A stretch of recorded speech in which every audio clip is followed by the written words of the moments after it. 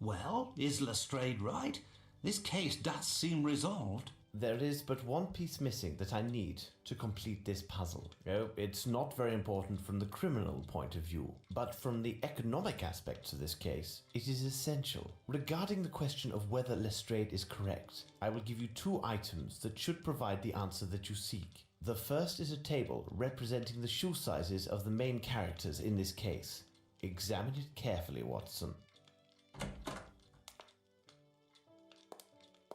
A parcel for you, Mr. Holmes. Ah, this would be Mycroft. Here is the final piece, which completes our puzzle, Watson. Would this be the second element? What second element? You have just said that in order to determine if Lestrade is correct, I would need to consider two items. You told me about the shoe sizes, and I ask if this news article is the second clue. Oh, no account. The second clue is a question, a very simple question. The answer will take the grass under the feet of several English citizens, for if they cannot even guess the answer to this question, they are for the gallows. The question is as follows. Watson, do you think that Horace Fowler slept with a cushion? It seems to me that we have gathered all of the key elements, Watson. However, before we retire, let's summarize our findings. The question should be answered yes or no and justified by the evidence or testimony received during the investigation. Okay, let me read that and then read that.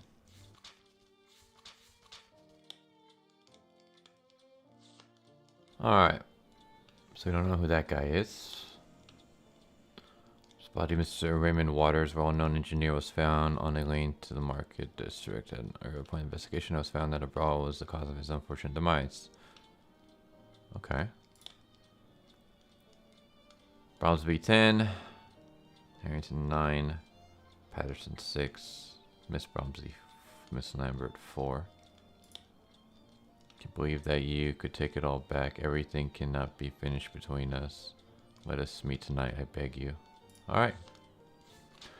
So that's the keys from, yes. We know that from the Sun. Him. Did one of the actresses lose? Oh, yes. Miss Sullivan. Yeah, because Doris is the drunk. Her discovery in the dressing room be connected to the case? Yes. I'm gonna guess these two, right?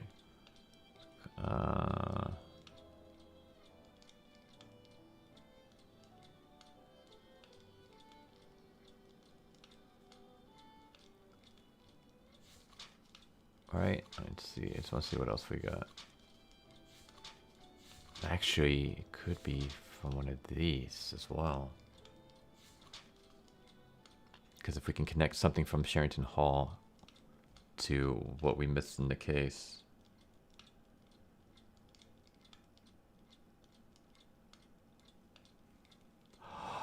Oh, where was it? I think I know.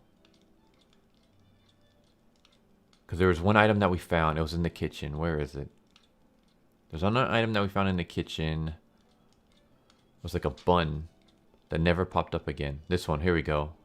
From an artillery uniform. Boom. Okay, what can be the third one though?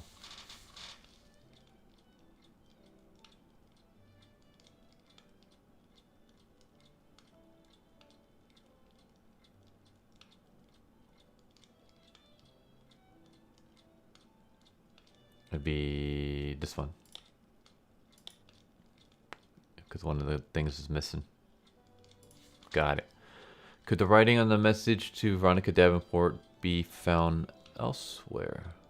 And the message found in the earring safe box corresponds to the writing on the visiting card of Lois Felipe, which I found in ladies' restroom in the evening of the murder. Felipe sounds French. Luis Felipe, there we go. Night. So yes for this one. But what would be the second one? Is there like maybe another card? No. Let's try it. I don't know if this is if it's that one though. We'll find out. We must have made an error. Yeah. The question should be think answered this- yes or no and justified by the evidence or testimony received during the investigation. I think this one right here is wrong. I forgot to say yes. Oh, I'm so stupid. Who killed Sir Bromsby?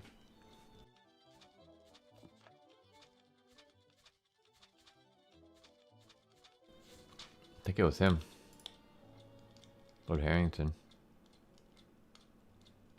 He just seemed like really suspicious, and then we have that information about how he was lying and stuff like that.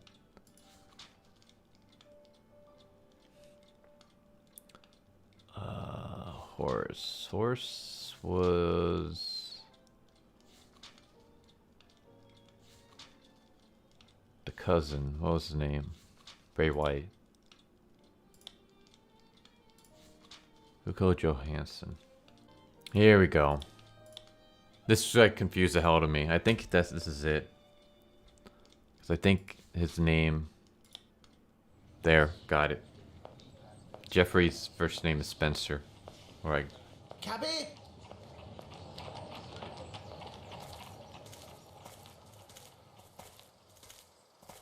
Mr. Holmes, Dr. Watson, I feel relieved that everything is settled. The inspector told me that you were not as useful as you had hoped in this case, but you did your best, and I am grateful to you. Dear Lestrade. Well, the inspector deliberately minimized my role in this matter so that I could reveal a secret to you. I wish Lieutenant Harrington could be here now, but... He had to leave for London on a very urgent business. But how could you know? It is my business to know, Miss Bromsby. Thus, I am able to tell you about the case of the silver earring. Everything begins on that sad afternoon, which was to celebrate your birthday, and ended with the untimely death of your father. Miss Bromsby, you did not murder your father. I kissed your hand that day and did not detect even the slightest smell of gunpowder. I also discovered powder traces that proved the shot was fired from behind the second side door. You were not seen at that door, but where did the murderer go after taking his shot? Everyone who tried to exit through the side entrance found it blocked. According to witnesses and other evidence, none of the guests could have possibly been the murderer because they were all present in the ballroom. No one left through the service door, and traces confirm that no one could have fled by using the staircase. The windows in the kitchen, as elsewhere in the manor, were appointed with thick bars, thus they offered no escape. So did he vanish into thin air? In fact, one of the parties did leave the ballroom and went to the kitchen corridor. He left to meet his accomplice, who was not an invited guest. This accomplice was a professional actor who was disguised to resemble our missing invitee. This guest hid under voile in the shadow of a statue and waited for his moment. Meanwhile, his twin acted out his part in the ballroom and provided the murderer with a perfect alibi. When the killer heard the applause, he left his hiding place, aimed, took his shot, and hit his target. It is important to know that the actor was well placed at the manor. He secured entry to the manor by impersonating a French head waiter. Using his position, he persuaded those in charge to use long tablecloths and to arrange the tables in a most peculiar manner. When the shooting occurred, our actor joined the crowd and rapidly crept across the room, concealed under the tables. As he neared the side door, he rose from beneath the last table and acted as if he had been jostled and fallen. However, as he stood, he accidentally snagged a small piece of his dirty glove upon a chair. When he arrived at the door, which was held closed by the murderer, he tapped on it using a prearranged code and was allowed entry. He exited to the corridor while his partner continued to hold the door shut against all others. The actor discarded his disguise in the deep kitchen well, helped himself to 2 bottles of excellent whiskey, and quietly went outside. The assassin waited several minutes. Then, in the last seconds of the confusion, he returned to the ballroom. Thus, we have the crime committed by an individual whom everyone swears was in the room when the shot was fired. But this agrees with my conclusions. Richard is an actor, and everyone swears that Grimble was in the room. I didn't consider the course of events as you described, Holmes, but admit it, our deductions agree. Moreover, both of these suspects are similar in size and manner. Your theory presumes that Grimble is an excellent shot, which is false. It also takes on faith that Sir Bromsby had discovered the misappropriations, supplying Grimble his motive, but irrefutable proof that neither Grimble nor Richards were guilty waited at Horace Fowlett's, the matter of his pillow. But there was no pillow at Horace Fowlett's. Nevertheless, Mr. Fowlett slept with one. When I arrived at his home, I believed him already dead. Therefore, the news of his hasty departure came as no surprise. From the evidence obtained at his home and the statements of his neighbour, I learned the following. On the evening of his death, Mr. Fowlett was visited by a man who desired to sell him some exotic trifle. While this man distracted Mr. Fowlett, a second man quietly crept into the house and tried to open his safe. This individual was well acquainted with the house and the location of the safe, but when he failed to open it, he most likely became enraged and killed Mr. Fowlett. This individual, Miss Bromsby, was your cousin, Wyatt Collins, who returned to England under the name Johansson. But what about this pillow? Mr. Fowlett's pillow had vanished. Later, Dr. Watson discovered a feather from the pillow in the train compartment used by the man who impersonated Fowlett. But why did Fowlett's impersonator take the pillow, and why didn't the station manager notice it? Mr. Fowlett was short, but very portly. In order to imitate him, the man used the pillow to create the appearance of a stouter man. There is no other explanation. This man was a much leaner man than Mr. Fowlett, Mr. Grimble, or Mr. Richards. Then, Holmes, who did murder Sir Bromsby? And for what reason? You'll see, Lestrade, when it's a question of multiple murders, except for the deviant ones, there are two primary motives, revenge and greed. Wyatt Collins' presence at Fowlett's tells us his motive was about Bromsby's wealth. He went there for the express purpose of stealing the will so that he would receive at least a portion of Bromsby's estate.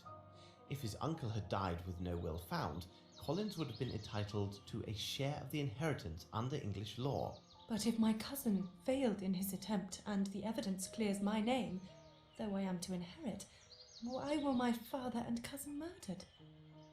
Besides, tomorrow I am to announce my engagement and will be married soon. Holmes, hold on. There is a flaw in your reasoning. There is only one key for the door to the cement factory, and Grimble is the only person known to have it. So he must be directly involved in the murder of Collins. Is that true, Lestrade? Mr. Richards told me that there was indeed a second key which was lost. And have you forgotten the murder of the barman hunter? A young man without any criminal record, whose sole interests were painting and flowers. Why was he murdered in cold blood, with no signs of forceful entry or theft at his lodgings? Simply put, he was killed because he was present when your father was murdered. But why Hunter? What did he see or hear? And above all, how did he acquire the earring of Miss Veronica Davenport, the leading actress of the Fairfax Theatre and Dwight Richards' mistress? I can stand this no more. My thoughts are dazed. Will you finally reveal who murdered my father? The murderer? Here he comes now. I understand your feelings of incredulity, but I have never been more serious. You must know that the first person who enters this room is the murderer of your father, Miss Bromsby, and I will provide irrefutable proof of their guilt.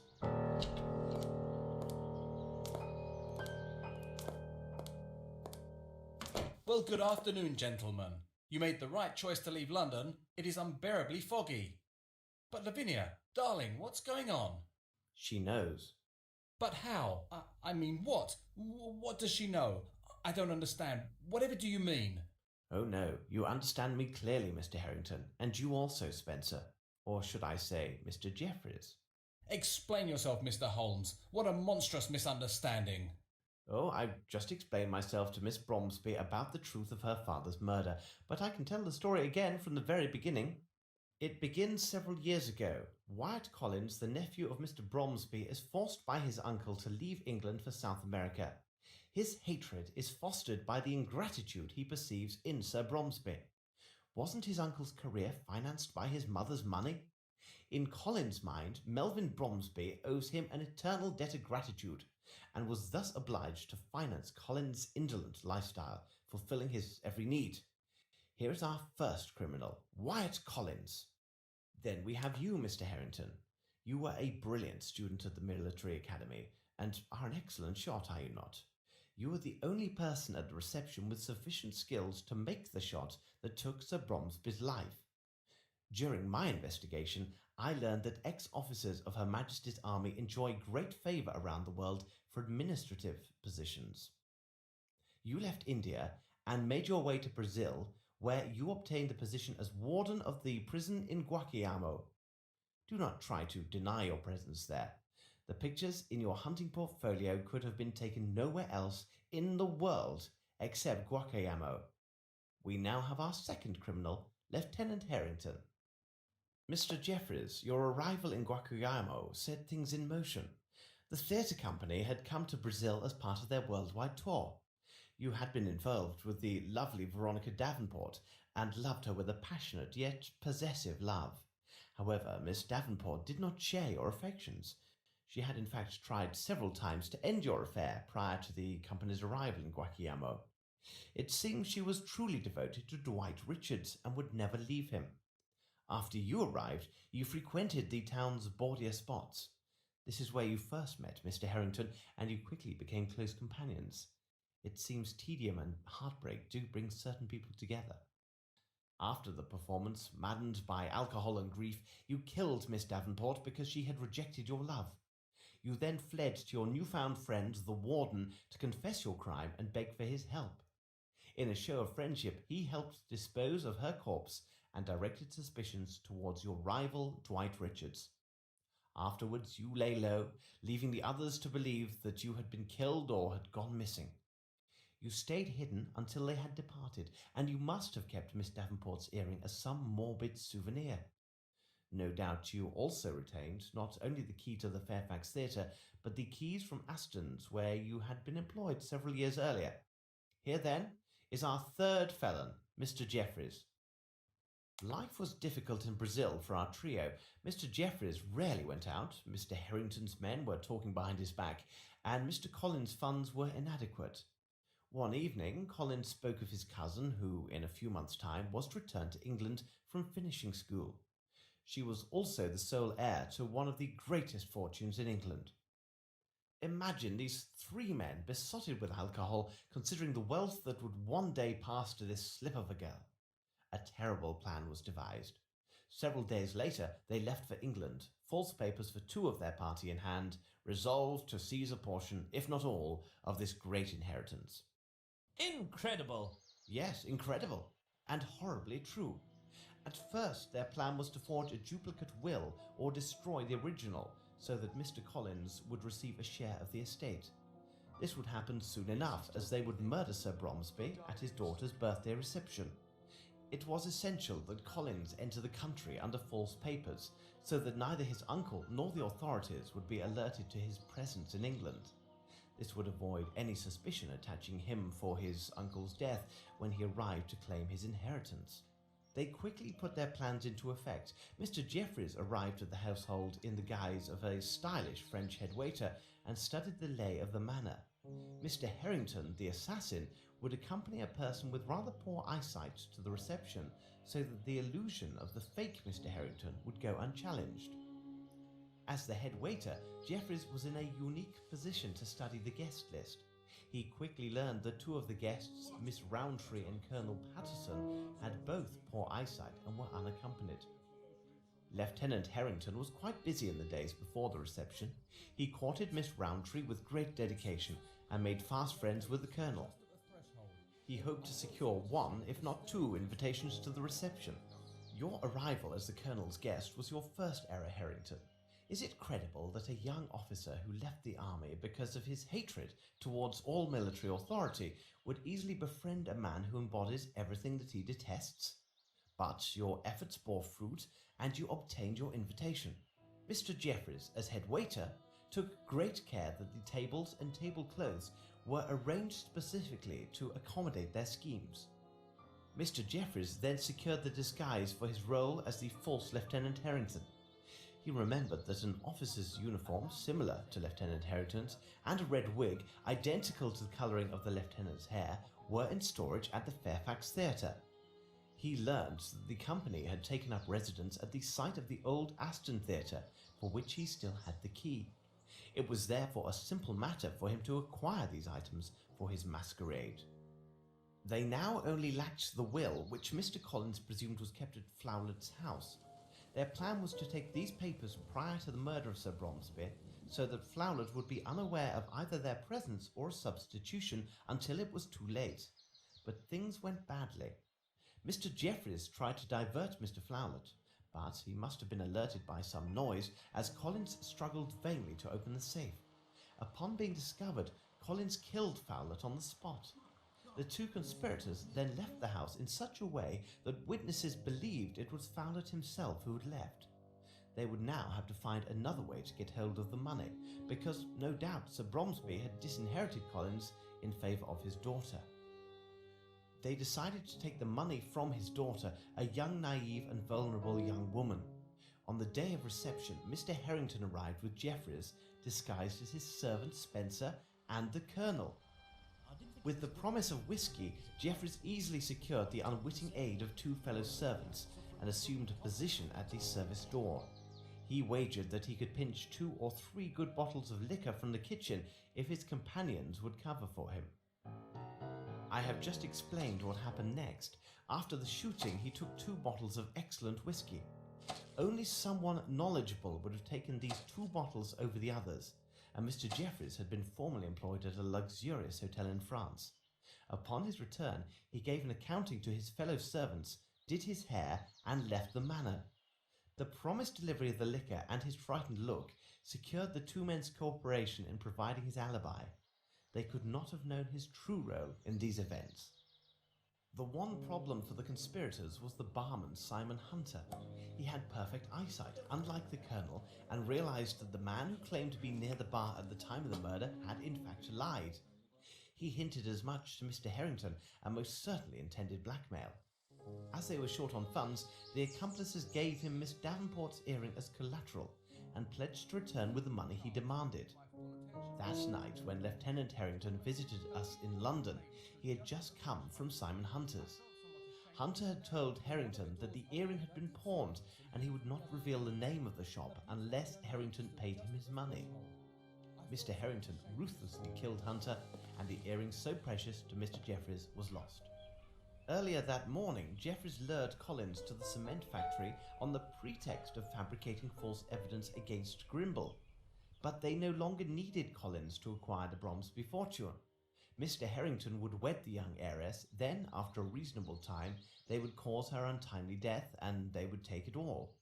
So Mr. Jeffreys murdered Collins and made sure his body was barely recognizable. If he was identified, it would not affect their plans, as they believed leaving the corpse at the cement factory would direct suspicion towards Grimble. When Mr. Harrington came to see us, he learned we were hot on Collins' trail and had traced his movements up to the factory. He assumed we would go there within the hour and left to quickly round up his associates and devise a plan. Jeffreys, from his days at the Fairfax Theatre, knew an Asian of questionable talents who had no visible ties with this case and could attack us without drawing suspicion their way. We avoided this attack, and from that moment I was convinced of Lieutenant Harrington's involvement in the conspiracy. The last elements of proof were revealed at the vagrants' camp near the monastery outside of London. Mr. Jeffreys had tramped through England in his past and might have thought to hide Collins in the forest near the Richmond's Abbey. The very day that I was there, he tried to destroy all evidence of Collins' murder. Fortunately, he did not manage to destroy everything. It seems Collins, foreseeing his possible death, left a small surprise for his accomplices. It would be easily missed, except by someone who observes all and misses nothing. But this is merely some draft to lull us to sleep, Mr. Holmes. Lavinia, surely you can't believe these mad accusations? They arise from nothing. What proof do you offer for what you say? None. Believe what you will, Mr. Harrington. I will warn you that Mr. Collins left a letter written in his own hand, which named yourself and Mr. Jeffreys and accused you both of complicity in the murder of his uncle. At this very moment, Inspector Lestrade's men are conducting a search of your rooms. They will find the evidence that, when added to the accusations within this letter, will prove your guilt beyond all doubt. The Chirapaqui cigarettes, your portfolio, as well as a feather from the pillow which was taken from Horace Fowler's. These items prove my deductions. I suggest we wait here for their arrival with these proofs, and I assure you our wait will be brief. Bravo, Mr. Holmes. Well done. Accept my apologies, my dear Lavinia. I think under the circumstances it would be best if we postponed our engagement. I'm sorry for your father, but what do you expect? We had to give it our best shot. Where is the earring now? You will tell me, where is it? Unless you tell me at once where the earring is, no one will leave this room alive. Don't you understand? You are all going to die.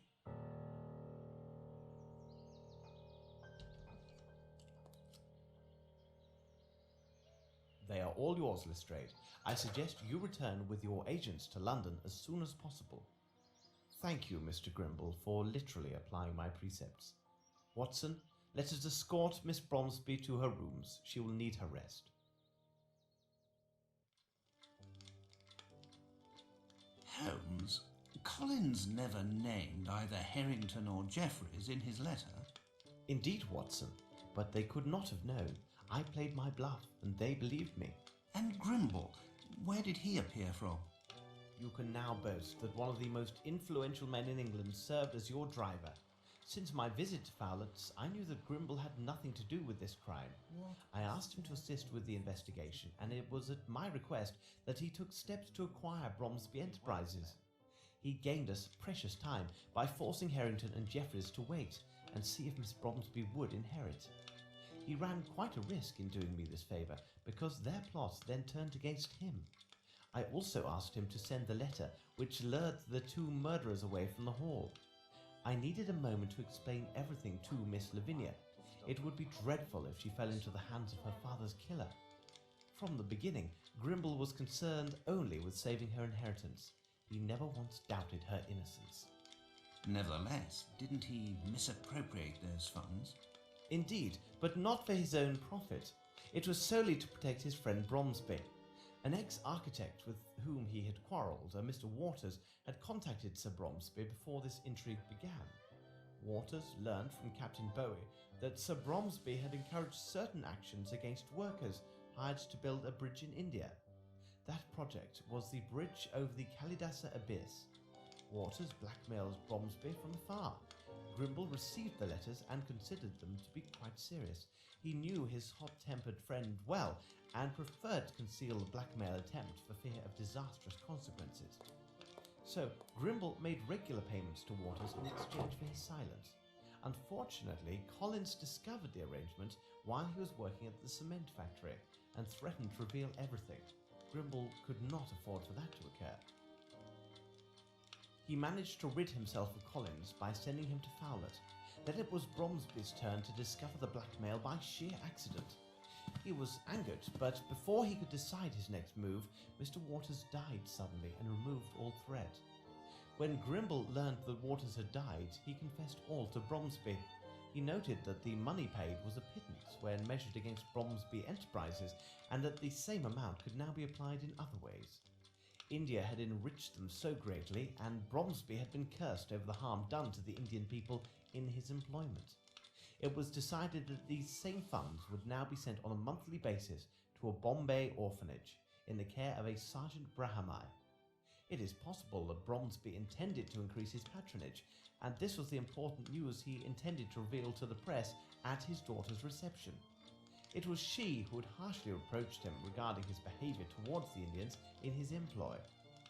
Do you remember the words from that poem which he had written into his notes?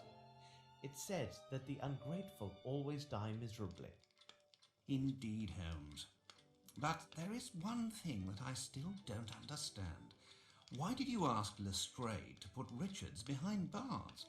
He wasn't guilty of any crime, but you treated him as a murderer.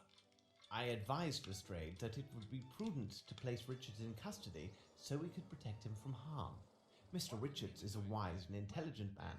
He would have recognized Harrington and Jeffreys on sight. When he realized that Jeffries was alive and that I possessed the missing earring, he would have drawn the same conclusions as I. So this investigation would have been stopped-killed by 1 or 2 more murders. I see. Well, Watson, you seem to know everything. Tell me, please, that small missive which I can see on the desk. It contains 2 invitations to the opera's opening night, does it not? If so, we shall finally have our opportunity to hear this marvelous soprano. Well, what do you say, Watson? Okay, that was a really long ending. But there you go. Sherlock Holmes and the Silver Earring, based on the novel written by Jali Amar. I'm gonna have to look that up. So the story was actually pretty good. I liked it. I thought that was a pretty cool mystery. Controls for this game are terrible. Like, they're not really responsive sometimes. Camera angles were kind of terrible. Like, just sometimes, like, you miss clues and things like that because your character is not in the correct spot he needs to be to switch camera. And there have been moments where you guys have seen multiple times where the graphics kind of have characters either too big, too small, floating in the air, clipping through things. So game's really unpolished, but I did like it, and I did like how it's kind of set the foundation for what the future Sherlock Holmes games ended up being. So yeah, from 1 to 10, I'd give it maybe a 6, above average. I want maybe a 7, 6 or 7, I would say, out of 10. Like, the story's really good, presentation's, pretty good. Voice acting is not the best, but not the worst either. It's just okay, that was this quick flash of Sherlock Holmes' surprised face. Yeah, I thought that the unpolishedness in the controls and the camera angles because of the controls, basically trying to maneuver around the map, or the world, I should say, was a pain in the ass. And then those 2 segments were really terrible, especially the guard dog one. That kind of hurt the game. But other than that, like, I don't regret spending money on this game. I thought it was fun. But anyways, I hope you guys enjoyed. I will basically be doing the next game, which is Sherlock Holmes: The Awakened, which I'm really excited to play since that one has Sherlock Holmes and the Cthulhu mythos mixed together, which is great. I don't know if that's going to be the next game that you guys see after this one, but it will be coming down the pipeline at some point. I'm going to try to marathon all the Sherlock Holmes games, at least all the ones that I have, in any case. But yeah, hope you guys enjoyed. Please subscribe if you guys haven't already. Hit the bell for notification. Leave a like if you enjoyed the video. Feel free to comment down below. And yeah, hope you guys have a good one. I'll see you guys next time. Later.